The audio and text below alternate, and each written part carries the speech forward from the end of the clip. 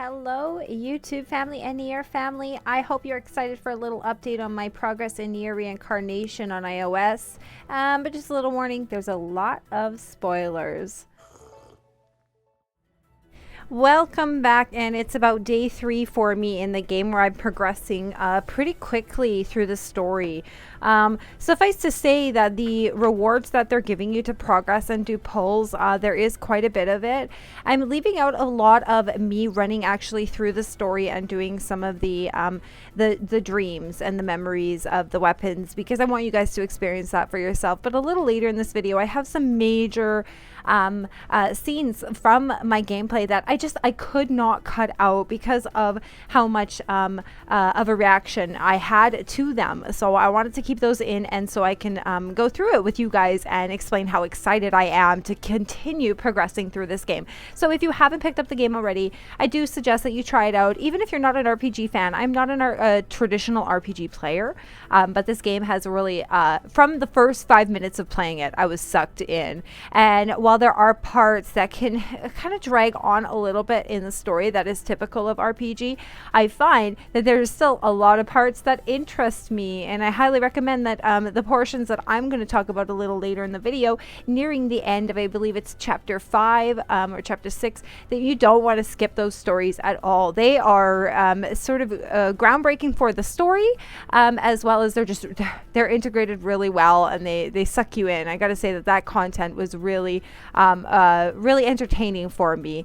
I did leave in the pulls that I was able to do in my progression, so I'm finding that I'm accumulating, like I said, those rewards pretty quickly, progressing through the story, doing some side quests here and there, but my main focus has been progressing on the main storyline and clearing these chapters, because there were some major rewards, and I find that you can snowball things too, like by upgrading weapon all the way. It was like, brrr, my mail was full of rewards, and I was able to do pulls pretty often. I did have a really successful pull where I had 4 gold, but I wouldn't say that the 2 units that I got out of those 4, the other 2 were weapons. The 2 units that I got, I wouldn't say they were necessarily top tier units. Also, I noticed when you're doing multi-pulls on the top left hand of your screen, you'll get a notification. So it's kind of a little bit of a spoiler ahead of time before you're doing your pull that you might be getting something, especially if it tells you you're unlocking like a part of the library or like the entries in the library and things like that. But overall, the rates, like I was mentioning, so in my last video, I was wondering about the rates and how true they are to the game. So yeah, they are decent rates. The rates are pretty decent. I'd say like in every 2 pulls you're probably gonna get a gold. If you go 3 pulls without getting a gold, your 4th pull you're probably gonna get like a dupe or even triple gold. It's just I've been pretty lucky that way, I'd say. But as far as the rates for those top tier, I still feel very, very grateful and lucky that I was able to get the unit that I did on my first roll, because I am not lucky with any of my other rolls. I haven't had any success getting any of the quote-unquote top tier units yet. I've got some decent units. One of my newer units that I got, I really I've been enjoying using her, and you'll see her perform in some of the clips later on in the video here. I was also really enjoying the change to my Teletubbies, my Beanie Babies. And I love that they started putting clothing on them. I just thought it was adorable. So some little subtle changes like that really keep me going. Because, like I said, really quickly for me, I can start to pull out of a game because I'm not a traditional RPG player. I'm not really looking for that lore in a game. I like the hack and slash. I like the action. I like to be very involved in my gameplay. I found that some of the scenes were repetitive too, like you'd walk and there'd be a gate you'd have to, take down, and then you walk and then another gate. So like, I feel like in this, there's so much potential for use of this, I would say, repetitive and empty space. And I love the addition of having to find crows or the blackbirds, but maybe there could be more of that. So maybe down the road, if devs want to implement some patches for future chapters and things like that, they should really think about looking into adding some more of those Easter eggs and stuff to take advantage of that beautiful scenery that I am enjoying it. But it's also like, it's like going to an open world, but you can't really interact with the open world, right? I do apologize too that I did cut something or block out something that Mama said there, because I do not want you guys to get too many spoilers before we actually hit the portion of my gameplay that was really, really pivotal for me, that I can't help but spoil. But this was another one in progression of my gameplay here. I'm not cutting out these rolls. I just kind of trimmed them down to save some space in the video. But as far as like progressing and gaining those 3,000 diamonds and then doing a roll, I tried to keep those clips in for you guys to see that I was successful in getting those gold with my rolls.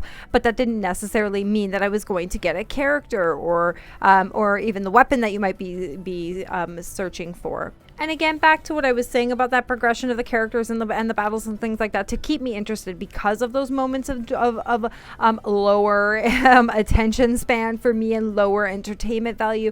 The battles are continuing to progress and get harder. I'm having to continue to do up my units. I do see that the required CP or their attack power, I mean, it is going up, but I'm very overpowered still. I find no challenge with that. Again, another roll with gold, but it's not the top tier units that people are looking for.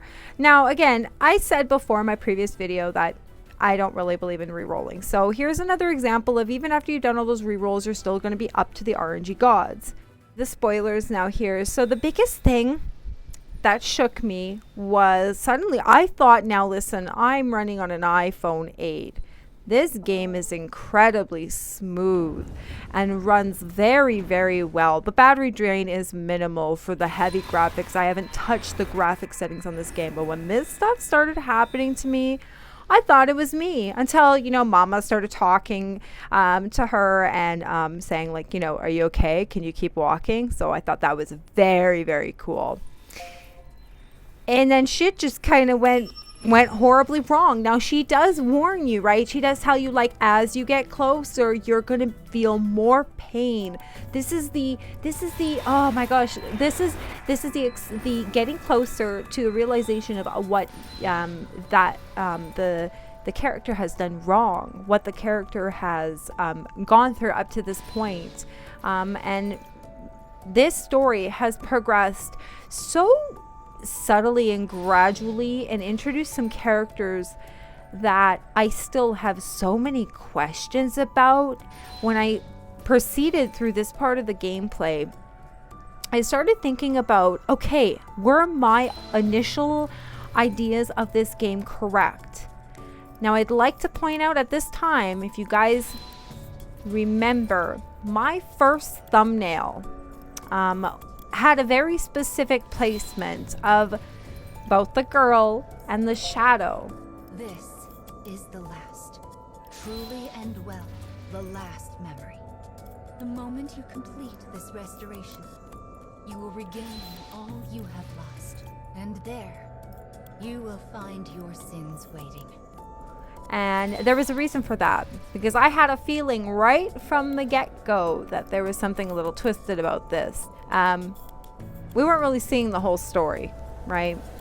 And if you progress through the story part here, you get through the battle. I've kept the battle on scene for you so you can see who I am fighting without giving out too much or, you know, taking too much away from the actual gameplay. Yes, like this is the bug. This is the creature that we're fighting. And if you remember previous parts of the story, as we progressed, we saw this bug come up. I kept all of that out of my previous videos, but we saw this bug. We came up and came across this creature multiple times, and it was acting very, very strange. And this is where we find out really the whole story behind it. And I was quite amazed actually that.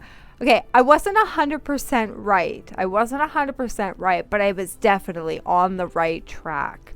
That what we are going through here as these characters is a transformation, where one creature who survives, and Mama even talks about this, the desire, the pure survival instinct, the one thing that they want is all that they're driven by, has actually caused something drastic, completely unexpected and unimagined to happen to both people in the scenario. So now this is where I'm going to go with my theories with this, is I do believe that the creature does feed off of dreams. Always has, always will. That's what it wants to do. That's its basic needs and desires. and it wants to take these dreams and become a human. When he met the girl, I believe that he didn't intend to destroy her, and he was completely shook when he saw what happened because of his basic needs. I believe that he saw the change that happened to her, and he was like, I didn't intend for this to happen.